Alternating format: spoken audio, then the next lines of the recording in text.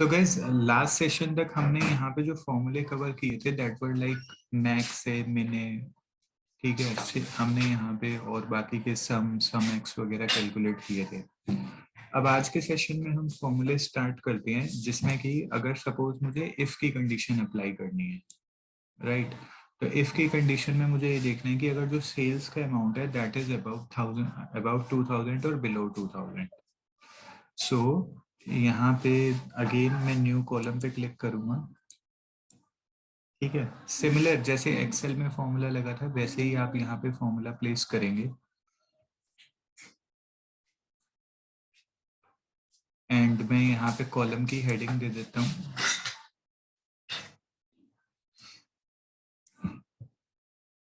Sales of 2000, right. If if में मैंने यहाँ पे सेल्स के कॉलम को रेफर किया ग्रेटर देन 2000, सो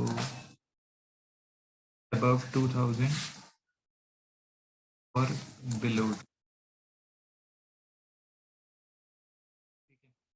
यहाँ पे इफ अगर सेल्स के अमाउंट ग्रेटर देन 2000 है तो अबव और below.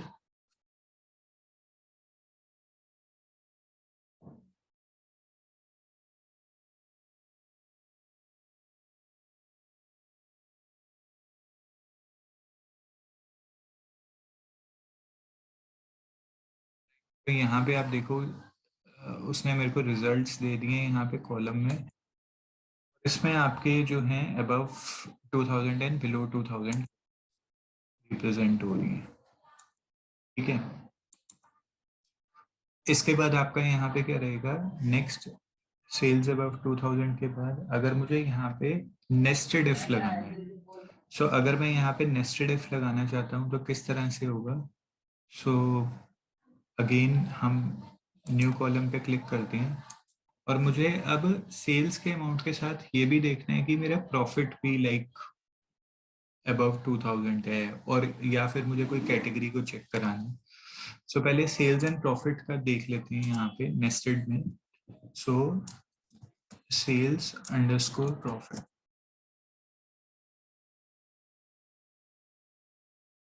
Sales about 2000 underscore profit, sales then 2000।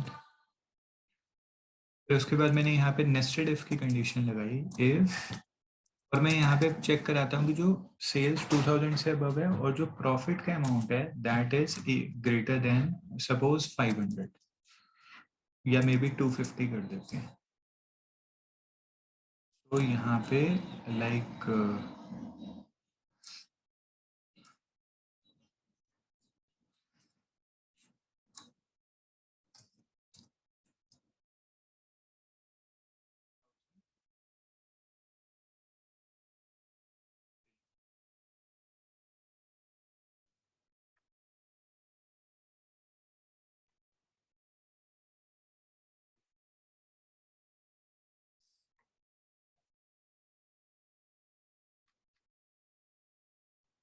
Break down greater than 2000, फिर उसके बाद इफ अगर आपका प्रॉफिट अबव 2000 है तो दोनों कंडीशंस को नेस्टेड इफ में वो चेक कर रहा है।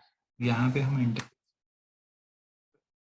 इसमें जो रिजल्ट देगा वो अबव 2000 वो वहां पे देगा जहां पे आपके प्रॉफिट भी 2000, प्रॉफिट 250 से अबव है। तो इसमें भी आपका अबव 2000 एंड बिलो 2000। ये क्या हो जाएगा, ये आपका हो जाएगा नेस्टेड इफ। तो आप एक बार क्विकली इनको अप्लाई करके देख लो, नॉर्मल इफ को अप्लाई करके देख लो और नेस्टेड इफ को भी। फिर मैं इसके बाद आपको एंड और की कंडीशंस एक्सप्लेन करता हूँ।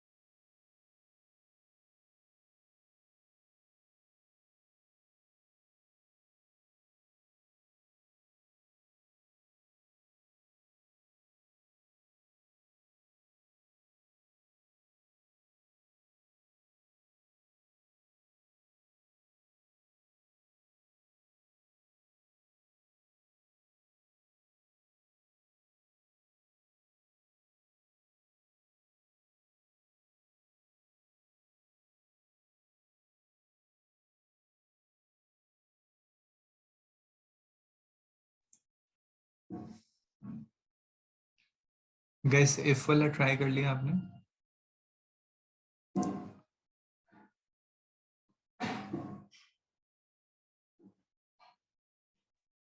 Yes sir. और नेस्टेड इफ का क्या स्टेटस है, वो भी ट्राई कर लिया है?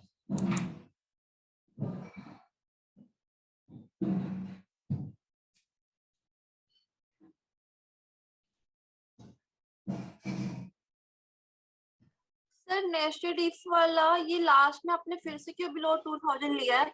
इसमें तो ये कंडीशन बन रहा है ना कि अगर सेल्स 2000 से ज्यादा हो और साथ ही साथ प्रॉफिट 250 हो तो अबव 2000 होगा, अदरवाइज बिलो 2000, राइट? हाँ तो वो देखो यहाँ पे इसके ट्रू कंडीशन में ही लिखी हुई है, अगर मेरा सेल्स 2000 से अबव है तो फिर वो प्रॉफिट को चेक कर रहा है, बट अगर सेल्स ही 2000 से बिलो है तो फिर कौन सी कंडीशन आएगी, फिर वो ट्रू में थोड़ा ना जाएगा, फिर तो सीधा वो फॉल्स में जाएगा ना, क्योंकि नेस्टेड इफ में जितने भी मैं इफ लगाऊंगा उतनी मेरे को फॉल्स की कंडीशन भी मेंशन करनी पड़ेगी ना। तो मैंने यहाँ पे 2 इफ लगाए हैं तो 2 इफ क्लोज भी होंगे फिर यहाँ पे। या okay okay got it.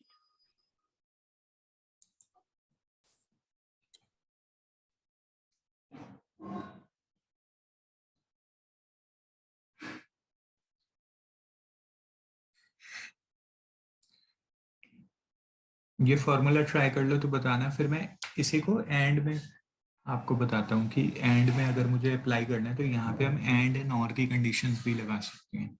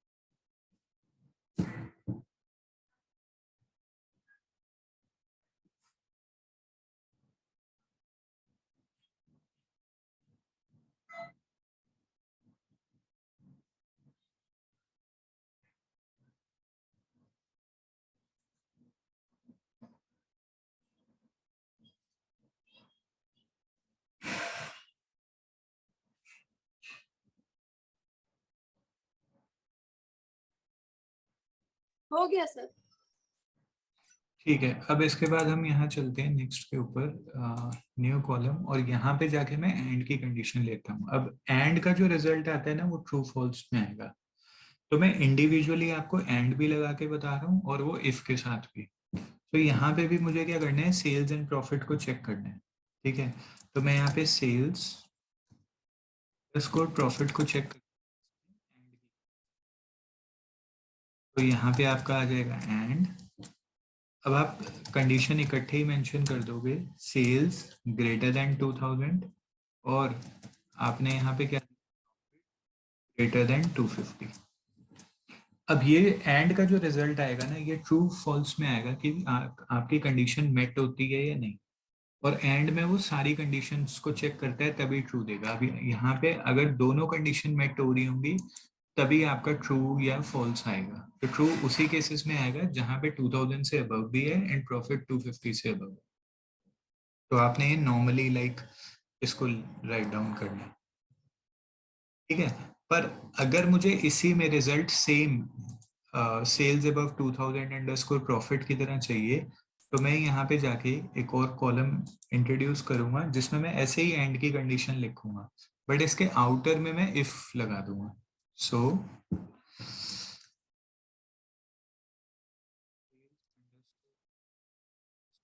If underscore and, ठीक है।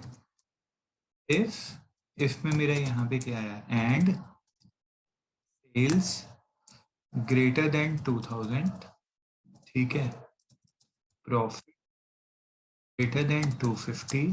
तो यहाँ पे आपका क्या हुआ, इफ, इसमें आपने जो कंडीशन चेक कराई वो एंड की कंडीशन चेक कराई है।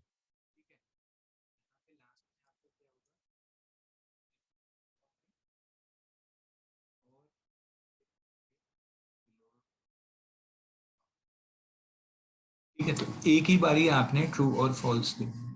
इसमें मल्टीपल टाइम ट्रू फॉल्स देने की कोई जरूरत नहीं है। एंटर प्रेस करते हैं तो यहाँ पे आप देखिए कि जो आपका रिजल्ट आ रहा है, अच्छा इसमें अच्छा आई थिंक मैंने ब्रैकेट कितनी बार लगा, एंड दिस एंटर।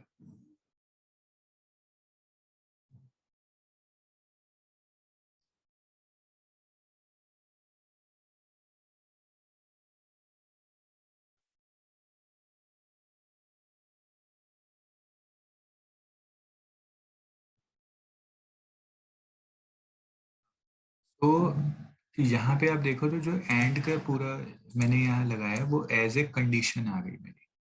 इतना जो इंडिविजुअल एंड था वो एज ए कंडीशन आ गई। सो आप उसको इंडिविजुअली भी यूज कर सकते हो, तो इंडिविजुअली प्लेस करके देख लो और फिर एंड को इफ में भी प्लेस करके देख लो।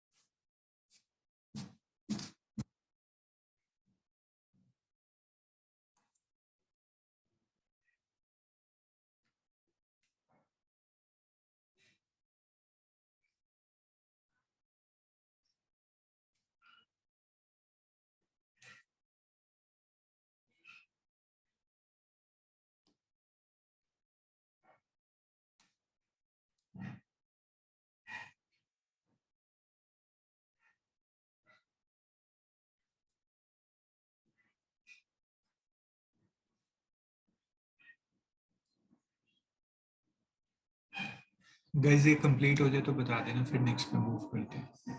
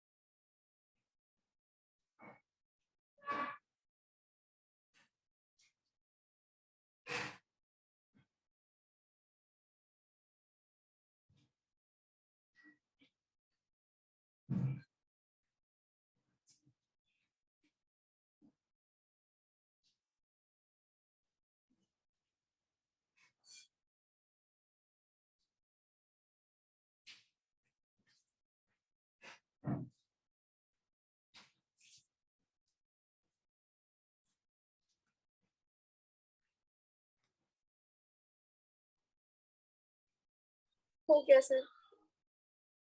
ठीक है। अब गाइस इसके बाद हमारे जो एक्सेल के इफ की कंडीशन में चेक करने का एक तो इफ एरर आता है, उसके अलावा जो इज के होते हैं जैसे is text, is number, is odd, is even, तो वो सारे फॉर्मूलेस भी हम यहाँ पे टैक्स में अप्लाई कर सकते हैं। ठीक है, तो मैं एक बार क्विकली उन फॉर्मूलोस को राइट डाउन कर देता हूँ। उसमें बस वो यही बताएगा कि जैसे मैंने चेक किया कि वो नंबर या टेक्स्ट है, सो मुझे वो आंसर देगा कि ट्रू और फॉल्स में। ठीक है, तो यहाँ पे जैसे मैंने चेक किया, check text equal to is text, इस टेक्स्ट में जाके जैसे मैंने दे दिया यहाँ पे कैटेगरी का कॉलम। अब कैटेगरी में वैसे मेरे को पता है कि सारे मतलब टेक्स्ट वैल्यू ही हैं, और इन केस सेल्स में कुछ ट्राई करना चाहता हूँ, मैं ये चेक करना चाहता हूँ कि ना कोई नंबर ऐसा तो नहीं कि वो ठीक नहीं है। सो यहाँ पे देखो उसने ट्रू फॉल्स दे दिया, किसमें, इस टेक्स्ट में। सिमिलर वे में जब मैं यहाँ इस टेक्स्ट के बाद में इस नंबर चेक कर लूंगा, ठीक है, तो चेक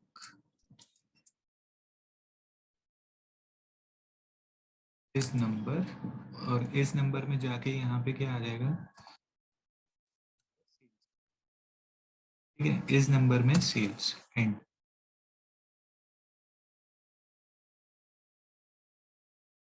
ठीक है, तो यहाँ पे आपने नॉर्मल चेक किया इस टेक्स्ट, यहाँ पे आपने चेक किया इस नंबर, राइट। क्विकली परफॉर्म कर लो, फिर नेक्स्ट पे मूव करते हैं।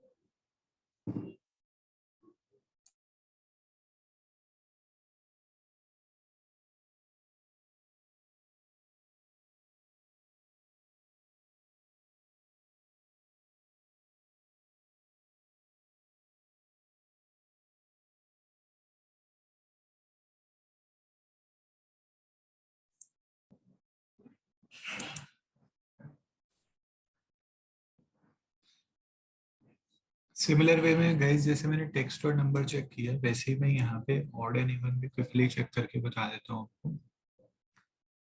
तो मुझे सेल्स में अगर ये आइडेंटिफाई करना है कि कौन सा ऑड एंड इवन है, तो चेक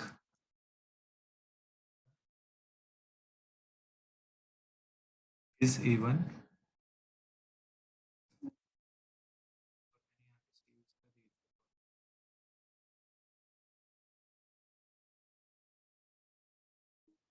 यहाँ पे आपका ट्रू फॉल्स आ जाएगा, जिसमें वो ये बता देगा कि कौन से नंबर, कौन सा सेल्स का अमाउंट इवन है और ऑड है। एंड अगर मुझे यहाँ पे सिमिलर वे में ऑड को चेक करना है,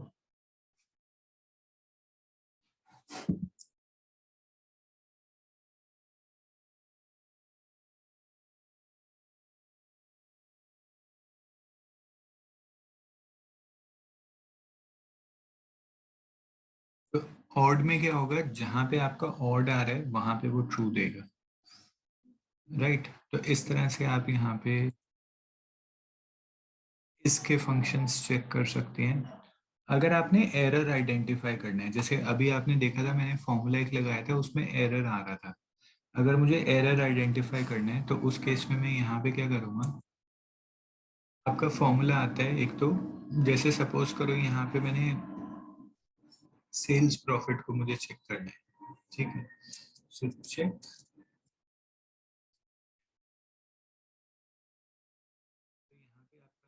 इस एरर, ठीक है। तो इस एरर अगर आपने आइडेंटिफाई करने की किसी कॉलम में एरर आ रहा है नहीं, जैसे सपोज करो मैंने यहाँ पे सेल्स प्रॉफिट वाला फॉर्मूला लगाया था, sales underscore profit underscore and, ठीक है। अब फॉर्मूले को आप एज नेस्टेड फॉर्मूला भी यूज कर सकते हो, मतलब इस एरर में ही फॉर्मूला लगा के चेक कर सकते हो, या एज ए सेपरेट भी लगा सकते हो। प्रेस किया तो यहाँ पे वो बता देगा कि एरर है या नहीं, तो यहाँ पे मोस्टली वो क्या देगा, फॉल्स, क्योंकि एरर हमारे पास नहीं आ रहा। तो ये कंसेप्ट किसका हो जाएगा, इस एरर का, ठीक है। अगर आपने ये चेक करना है कि आपका सेल एम्प्टी वैल्यू है या नहीं है, तो उसमें क्या आ जाएगा, इज एम्प्टी यहाँ पे।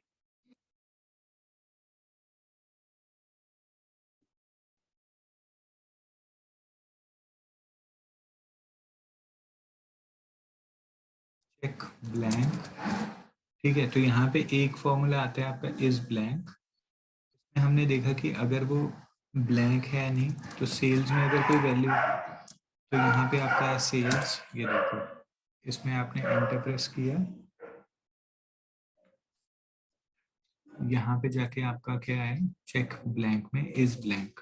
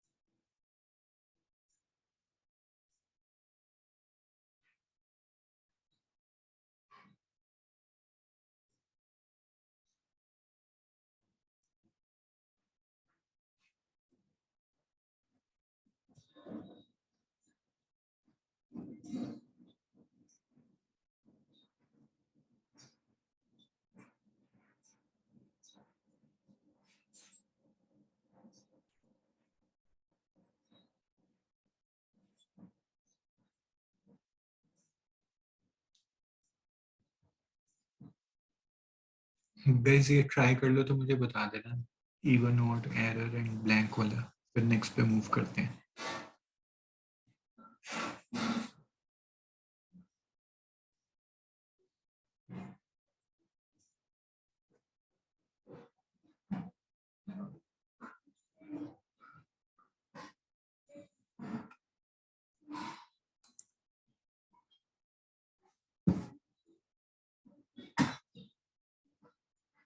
सर एक बार चेक एरर वाला दिखाएंगे। यहाँ पे इज एरर, एंड मैंने जो भी फॉर्मूले में लगाया था, मतलब जो भी कॉलम में फॉर्मूला प्लेस किया था, उसका रेफरेंस यहाँ दे दिया है। आप इसमें डायरेक्ट फॉर्मूला भी प्लेस कर सकते हैं।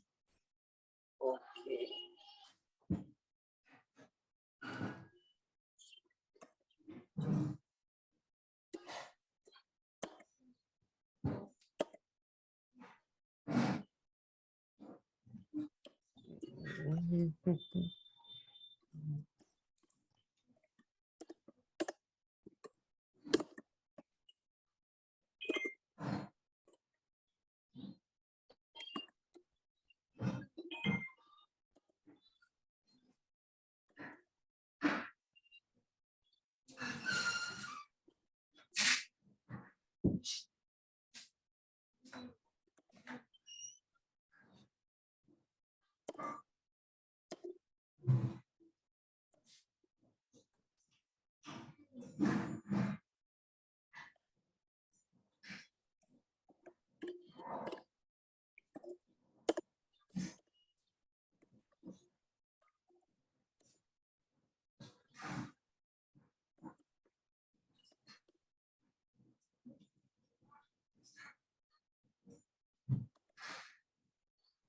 सर हो गया।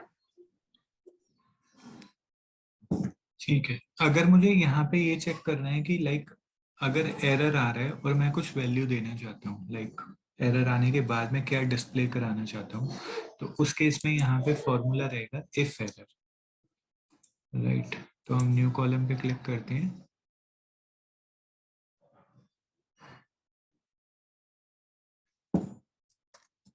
If underscore error, if error. तो अगर आपके किसी भी फॉर्मूले में कुछ एरर आ रहा है, जैसे मैंने यहाँ पे चेक टेक्स्ट का किया या चेक इवन कर ले, इसमें वैसे कुछ एरर आ नहीं रहा, ये सारा ठीक है, बट इन केस अगर एरर आ रहा है तो मैं क्या प्लेस करना चाहता हूँ, लाइक मैं यहाँ पे NA प्लेस करना चाहता हूँ। अगर एरर आएगा तो वो NA प्लेस करेगा, नहीं तो अगर एरर नहीं आएगा तो जो भी फॉर्मूले का रिजल्ट है वो डिस्प्ले करेगा।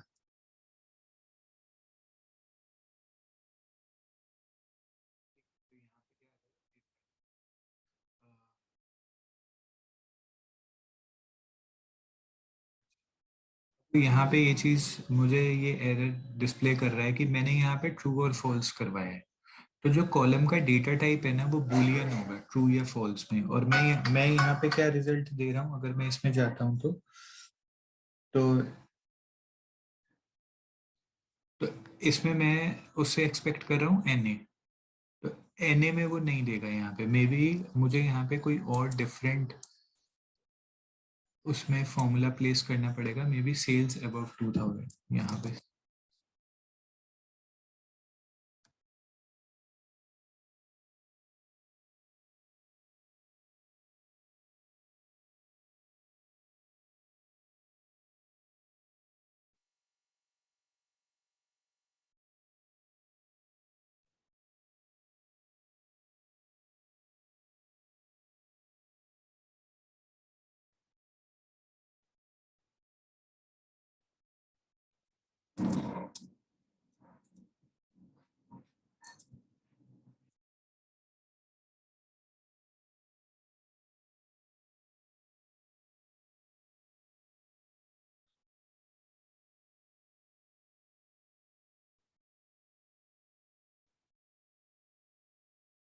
अब यहाँ पे देखो, मैंने जब इफ एरर किया तो इफ एरर में वो डेटा टाइप यहाँ पे क्या ले रहा है, होल नंबर। वो मेरे से होल नंबर एक्सपेक्ट कर रहा है, और मैं क्योंकि यहाँ पे मेंशन कर रहा हूँ एरर या समथिंग, तो वो मुझे एरर दे रहा है। ठीक है, तो हमें यहाँ पे अब जैसे अगर सपोज करो मैं यहाँ पे 0 प्रेस करके एंटर करके देखता हूँ,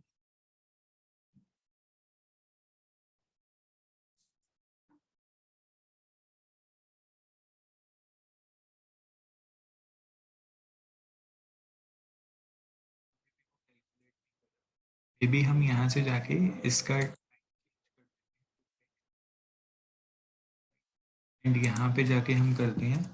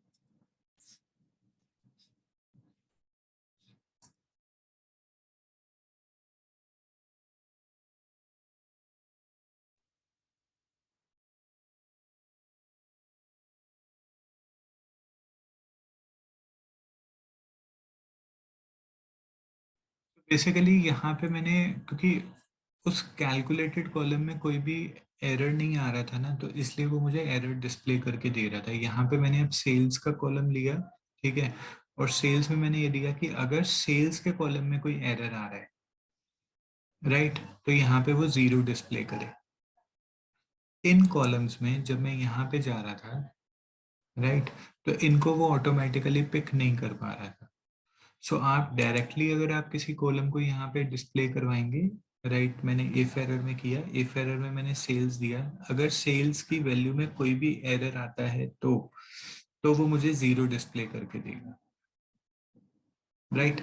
तो इस तरह से आप यहाँ पे इफ एरर का फॉर्मूला प्लेस कर सकते हैं।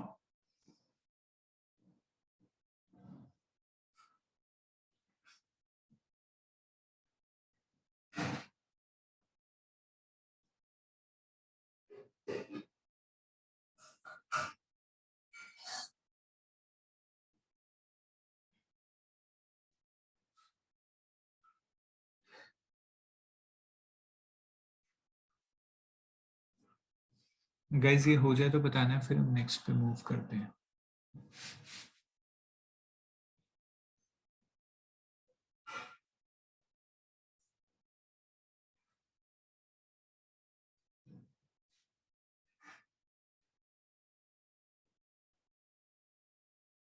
हो गया सर। अब गाइज इसके बाद नेक्स्ट रहता है हमारा कि हम यहाँ पे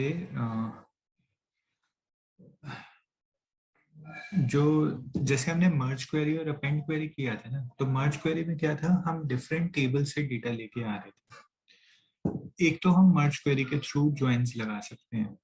सेकंड थिंग इज कि यहाँ पे आपके ज्वाइंस ऑलरेडी अवेलेबल होते हैं रिलेशनशिप में, तो आप यहाँ पे 2 डिफरेंट वेज में फॉर्मूला प्लेस कर सकते हो अगर आपने दूसरी टेबल में से डेटा को पिक करवाना है, ठीक है। तो जैसे एक्सेल में वी लुकअप होता है, इसमें फॉर्मूला होता है लुकअप वैल्यू, राइट। तो मैं वो फॉर्मूला यहाँ पे प्लेस करता हूँ।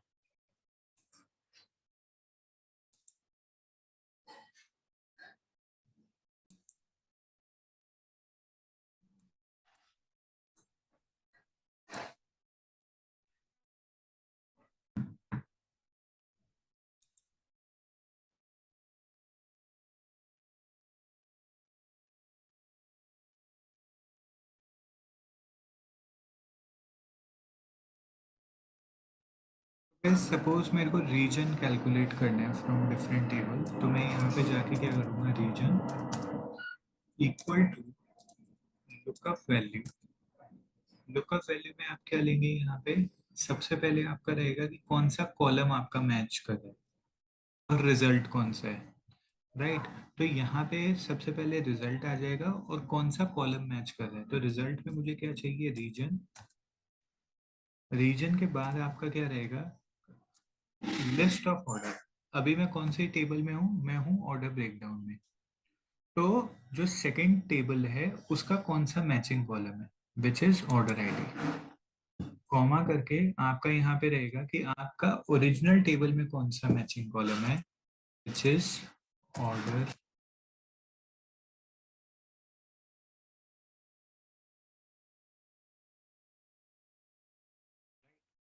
तो सबसे पहले हमें कौन से कॉलम की रिक्वायरमेंट है हम वो मेंशन करेंगे यहाँ पे, उसके बाद हमारे मैचिंग कॉलम्स कौन से हैं।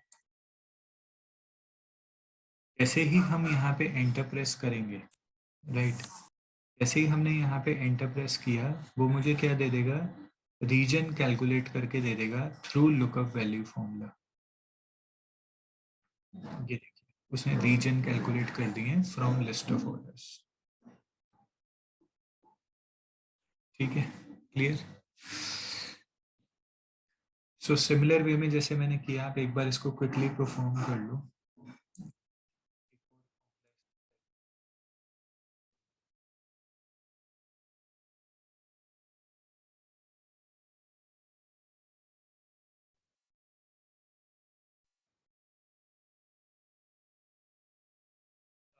सपोज जैसे मैंने अभी रीजन कैलकुलेट किया, इसी में मुझे लुकअप वैल्यू से स्टेट भी कैलकुलेट करना है।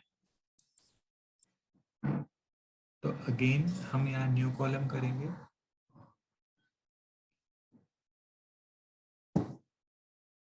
न्यू कॉलम लुकअप वैल्यू में मुझे कौन सा रिजल्ट एक्सपेक्टेड है, मुझे यहाँ पे एक्सपेक्टेड है स्टेट, या स्टेट मेंशन किया, और स्टेट किस में से मेंशन है, लिस्ट ऑफ ऑर्डर में से। तो लिस्ट ऑफ ऑर्डर का कौन सा कॉलम मैचिंग है, ऑर्डर आईडी मैचिंग है, और करंट टेबल में कौन सा मैचिंग है, करंट टेबल में भी आपका ऑर्डर आईडी मैचिंग है, ठीक है। और आप यहाँ पे जाके एंटर प्रेस करेंगे तो आपका यहाँ पे क्या आएगा, लिस्ट ऑफ ऑर्डर में स्टेट, क्योंकि मुझे स्टेट एक्सपेक्टेड है। उसके बाद यहाँ पे क्या आएगा, ऑर्डर आईडी से, ठीक है। तो इस तरह से आप यहाँ पे रीजन एंड स्टेट को कैलकुलेट कर लीजिए क्विकली। फिर मैं इसका अनदर मेथड बताता हूँ, मतलब वैल्यूज मुझे यही कैलकुलेट करनी है but in a different manner.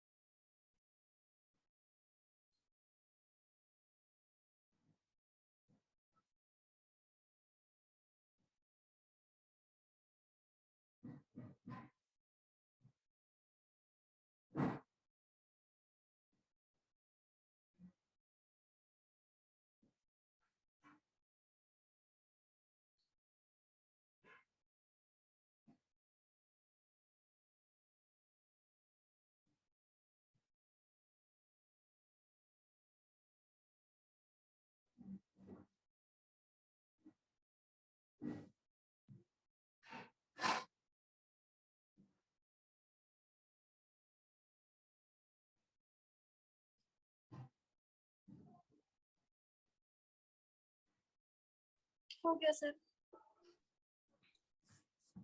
अब गाइस इसको कैलकुलेट करने का सेकंड मेथड है कि यहाँ डेटा में के नीचे एक आपका आता है मॉडल, ठीक है, जहाँ पे आपके रिलेशनशिप बिल्ड होते हैं। अगर आपका यहाँ पे रिलेशनशिप ऑलरेडी बिल्ड है, जैसे ऑर्डर ब्रेकडाउन का लिस्ट ऑफ ऑर्डर से रिलेशन ऑलरेडी बिल्ड है, ठीक है, तो हम यहाँ पे एक सेपरेट फॉर्मूला, एक डिफरेंट फॉर्मूला ऑल टुगेदर लगा सकते हैं। अब ये जो रिलेशनशिप यहाँ पे क्रिएट होते हैं ना, जब आप यहाँ पे options file option in setting में अगर आप जाएंगे, ठीक है, ऑप्शन इन सेटिंग में यहाँ पे आपका आएगा ऑप्शन,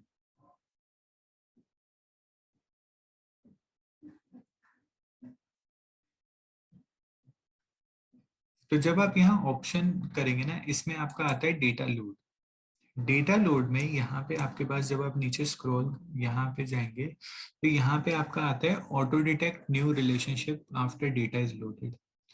अगर ये ऑप्शन आपका चेक है तो जब भी आप कोई फाइल यहाँ पे अपलोड करेंगे और उसको सिमिलर कॉलम मिलेगा तो वो ऑटोमेटिकली रिलेशनशिप क्रिएट कर देगा। जैसे आप यहाँ पे देखो, अर्बन पॉप का रिलेशनशिप लिस्ट ऑफ ऑर्डर से है, क्योंकि दोनों में कंट्री नेम के कॉलम्स आ रहे हैं। अगर आप अर्बन पॉप 2 का रिलेशन देखते हो तो उसने अर्बन पॉप 2 का एक कंट्री डेटा से भी रिलेशन बनाया हुआ है, जो हमने वो लिस्ट ऑफ हॉलीडेज लिया था ना, तो उससे भी इसने रिलेशन ऑटोमेटिकली बनाया हुआ है। ये रिलेशन क्यों ऑटोमेटिकली बने हुए हैं, उनका रीजन ये है कि मैंने वहां पे उस ऑप्शन को, ऑप्शन इन सेटिंग में जाके ऑटो डिटेक्ट न्यू रिलेशनशिप को चेक किया हुआ है, right. So it's up to you कि आप उस ऑप्शन को चेक रखना चाहते हैं या नहीं।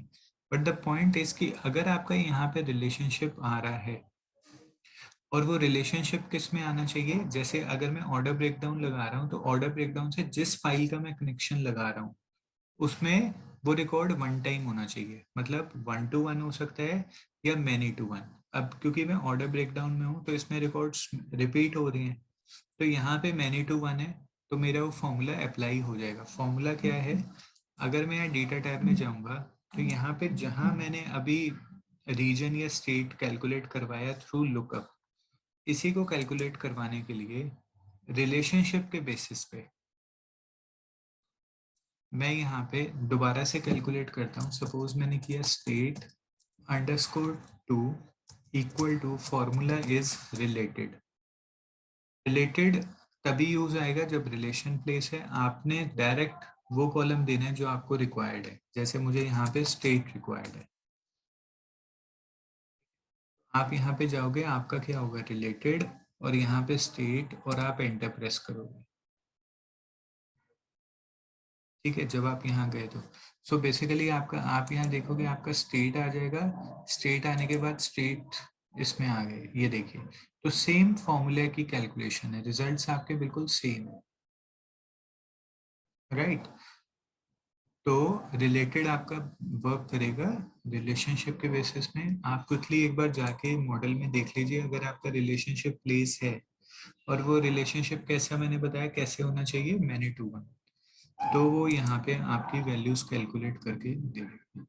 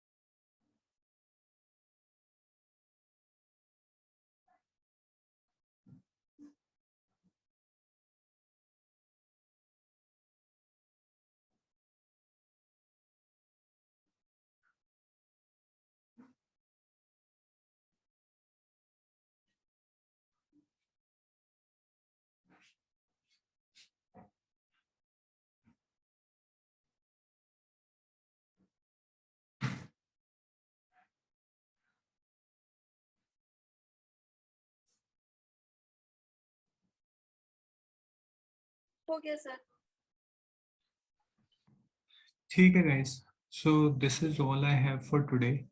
और फिर नेक्स्ट सेशन में हम फर्दर डेक्स के फॉर्मूले से आगे कंटिन्यू करेंगे। तो आप इसको एक बार सेव कर लेना सो दैट कि जो भी आपने यहाँ चेंजेस करे हैं वो सेव हो जाए। एंड प्लीज़ मेक श्योर यहाँ पे कोई भी अप्लाई चेंजेस, वो अप्लाई जो पावर क्वेरी एडिटर है उसका कोई भी नोटिफिकेशन नहीं आ रहा, राइट। अगर वो आ रहा है तो उसको एक बार रिफ्रेश कर लेना और अप्लाई चेंजेस कर लेना। ठीक है, चलिए, thank you everyone, bye bye.